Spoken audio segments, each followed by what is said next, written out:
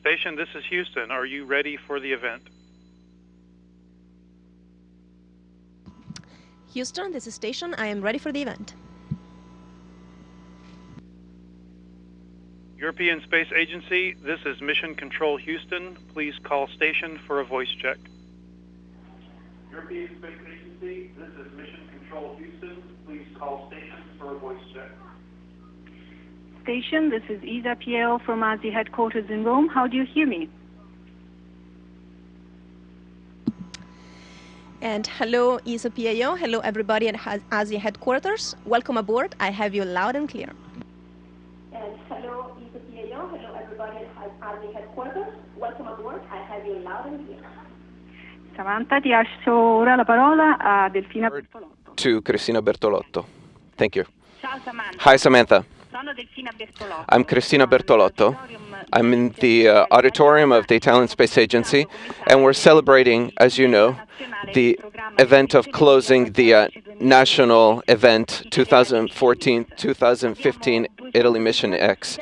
We have 260 students and 40 teachers coming from Rome schools, Montecongrati, Matera, Ercolano, and Bisceglie. We have a big participation of participants, students, who have been training according to the program for 2 months and would like to ask you some questions. But first of all, there is something definitely important that we have to talk about.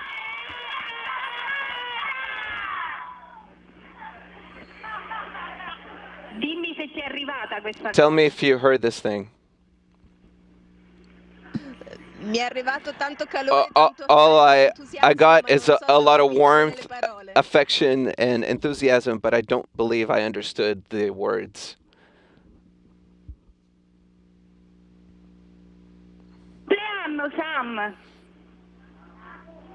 Happy birthday, Sam. I figured. Thank you. Thank you very much. Best wishes.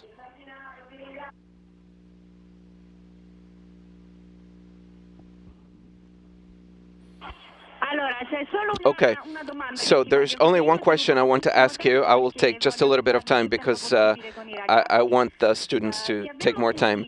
We have heard you last week talk about our Minister of Research, and you were giving counsel on how students from school age should follow beyond training as astronauts, to what they should do to realize their dreams, as you did, Samantha. Can you tell them also? Of course, Delfina. So first of all, hello everyone, and congratulations for completing Mission X. What I like to say when I talk about, or when I encounter young people like you, is that even since your age, you have to find opportunities to grow and become strong. So as you've been training your muscles with Mission X, it's important to find opportunities to train character and force of character. So a little bit to complicate your life and find challenges that maybe you're not sure that you have the strength to face, because only by facing these challenges is how you find that faith in yourself. But talking about Mission X, I want to tell you something more. Even when you have a lot of character and determination, sometimes it's not enough. So it helps if some things that are important to you and for your health, and it's important when things like that have become habits that you don't even have to think about. So I hope that with Mission X, you have started a path to acquire habits that are healthy for nutrition and health, so that growing up, these are things that are in your pocket. You don't have to think about it. You don't have to make any efforts. They're habits.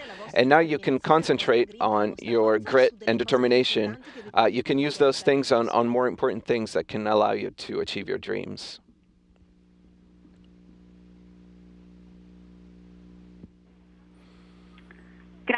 Thank you, Samantha. And now I will give the word to the first girl who is going to ask you a question. Sono Viola. Hi, I'm Viola. I come from Belly School, and this is the question we have made. Considering that you're in space now since over 4 months, and Earth you only see from a window, what do you miss the most from the blue planet? And are you able to stay on track with what's going on Earth? Hi, Viola. We are hyper-connected up here, I have to say. We have internet access, even though it's a little limited. But they send us news and newscasts if we want to watch them. Usually the ones from the day before, so we're always a little bit late. And of course, we can talk to our loved ones, families, via telephone or email. So let's say that we don't miss contact with what's going on Earth. Of course, you don't have the physical presence, the smells, the taste, and the immediate presence of your loved ones and your family. So these are the things that you miss a little bit. But I have to say, I love life up here, so I tend to not dwell so much on these things.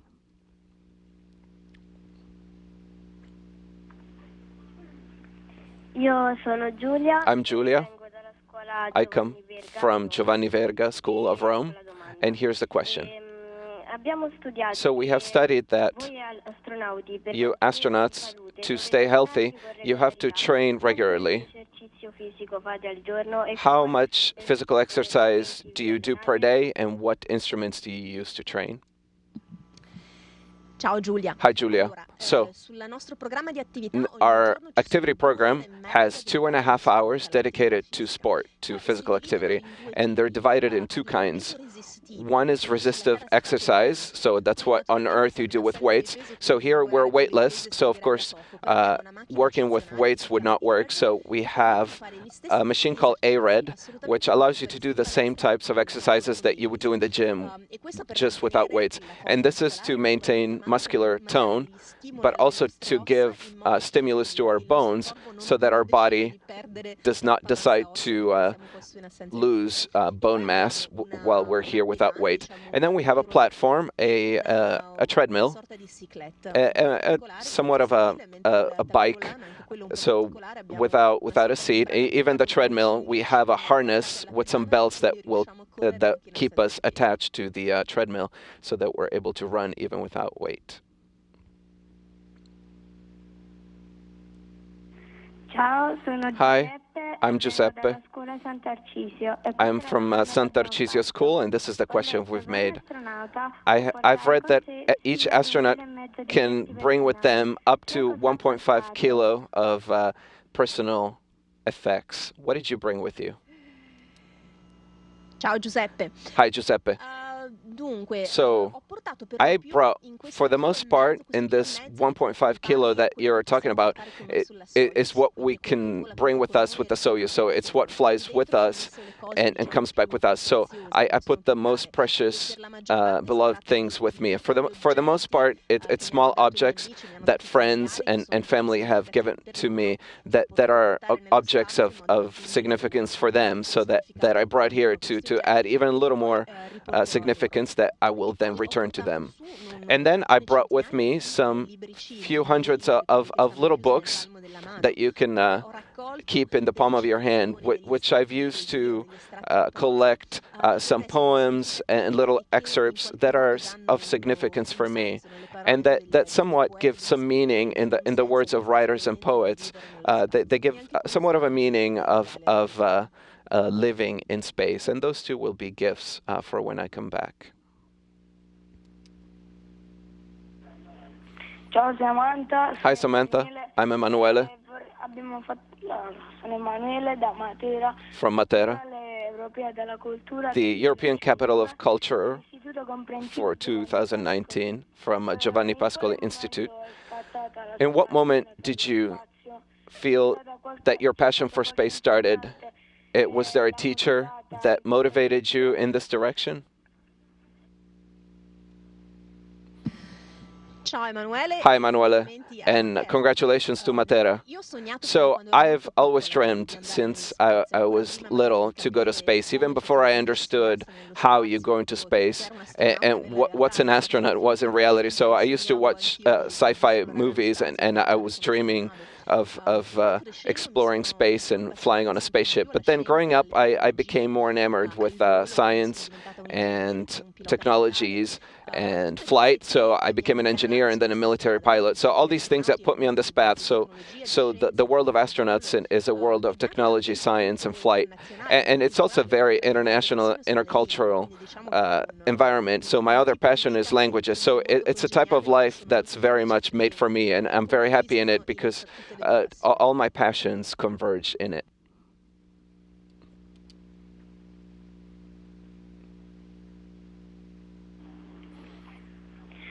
Hi, Samantha. I'm Matteo from the Comprehensive Institute Visconti of Rome, and this is the question that I wanted to ask you. So throughout your path to become an astronaut, did you find any obstacles? And when they seemed like they were unsurmountable, did you think about giving up? And if not, how did you find solutions to your problems? Ciao, Matteo. Hi, Matteo. It's an interesting question. I don't think I've ever had any obstacles that seemed unsurmountable, but also perhaps because mentally I've never accepted that an obstacle would be unsurmountable. There might be difficulties. It can require, facing an obstacle can require sacrifice and effort, but let's say that in my head, nothing was ever unsurmountable. So, and almost always, it's like that. I really believe, especially when you're very young like you, that you can face life and difficulties with faith in yourself, that a solution with effort and a little bit of effort you can find. So don't ever think about giving up, because this way you'll never achieve important objectives. Ciao. Hi. Ciao Samantha, io sono Hi, Samantha. I'm Giulia.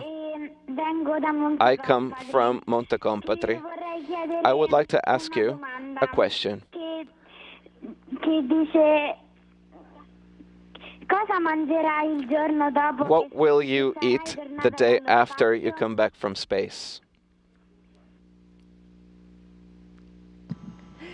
Ciao, Giulia. Hi, Giulia. Well, so it's hard to predict what I will want, but I believe that I will eat a big salad, one of those big salads that you eat in the summer, full of fresh vegetables, hopefully some seeds and nuts, a little bit of mozzarella and tomatoes. So this is a little bit what I imagine that I will eat the day after I return.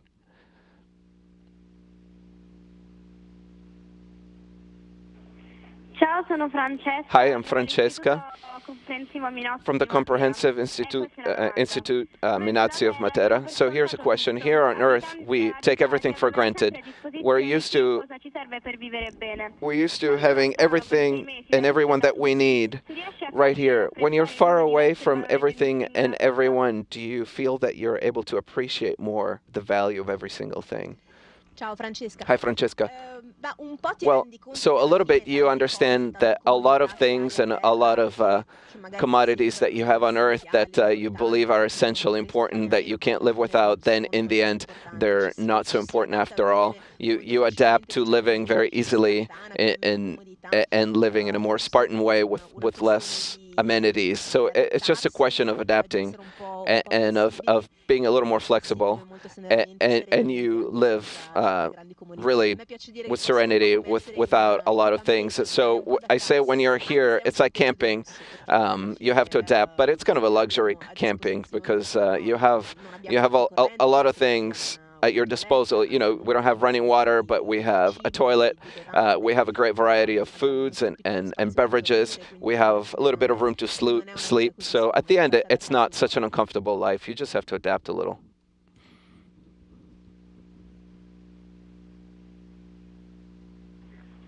Ciao, sono Enrico dalla scuola media Monterisi di Piceglie e vorrei chiederle se a bordo della stazione spaziale. Hi, I would like to ask you if on board of the International Space Station you got the flu like we did at school, and how you cured yourself. So the virus, can the virus spread in situations of microgravity. Hi, Enrico. The question is interesting. So the answer is no. We did not get the flu because the flu virus is not here on board. We're very careful every time that a new vehicle arrives. We're careful that people don't bring something like the flu or even another microbiological cargo. So we test the air, surfaces, and water. We continuously test to make sure that there's no contamination. But your question is interesting in another way. It's true that we've made experiments with pathogens, also viruses, and we've verified that in weightlessness they're much more virulent and aggressive. And this is it goes hand in hand with an immune depression. So our immune system of animals and human beings, it's compromised up here. So it's surely thinking about future missions and exploration. It's something that we need to study and go into in depth because we have stronger pathogens and a weaker immune system, which is not a very happy combination. Ciao Samantha, sono Giada dell'Istituto. Hi Samantha, I'm Giada from the Comprehensive Institute Al Samurante. I wanted to ask you if throughout all these months on board the space station you missed your family. Ciao Giada. Hi Giada. As I've talked about earlier, there are lots of possibilities to stay in contact. So perhaps what I didn't say earlier is that once a week they organize a video conference where we can see our family and our family can see us. And for 1 hour we can talk this way. So the opportunities to contact we have, and there are many. And in many ways you get used to allow these moments of communication to become very special and intense. Of course, you're missing the contact and physical presence and the possibility to hug and be close. So this, of course, a little bit we miss.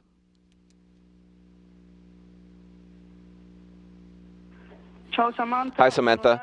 I'm Davide from the Comprehensive Institute Volterra di Riccia, and I would like to ask you about what you do during your rest periods. Ciao Davide. Hi Davide. So we don't have a lot of free time, especially during the week. I have to say the days are very full, and you get to evening and you eat, and perhaps you call the family, you write a couple of emails, and at least I'm tired, so I sleep like a stone afterwards.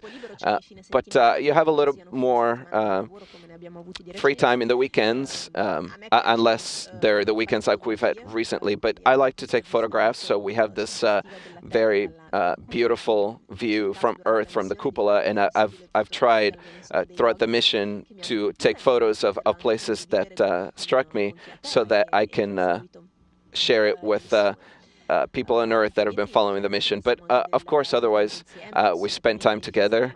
Usually on weekends, we organize dinners where we, all 6 of us, dine together. This past weekend, of course, we celebrated my birthday. And I have to say, almost the entire crew has had birthday during the mission. So celebrating weekends is sort of a tradition that has been happening often.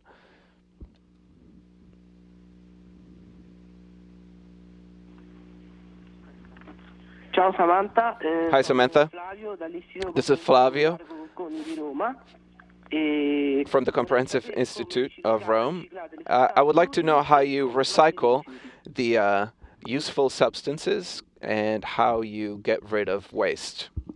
Hi Flavio. It's a very interesting question. We have a life support system here, which is a closed-loop system, meaning that we recycle all the waste products of human life, of course, except for solid waste. So urine is recycled and transformed into potable water, but even sweat and humidity that is injected into the cabin is recondensed into the air conditioning system, and then it's sent to a system that recycles it and transforms it into potable water. So the water recycling system is closed loop, except for some leaks that are happening, which that's why we replenish. But even breathing, the carbon dioxide that we breathe is removed from the cabin. Otherwise, this is very important. Otherwise, this would be toxic because we don't have plants up here. We have hardware that removes carbon dioxide from the atmosphere, and even then, it's a completely closed system. So we have a Sabatier cycle that closes the cycle, and then I forgot to tell you, the oxygen is produced by electrolysis with water.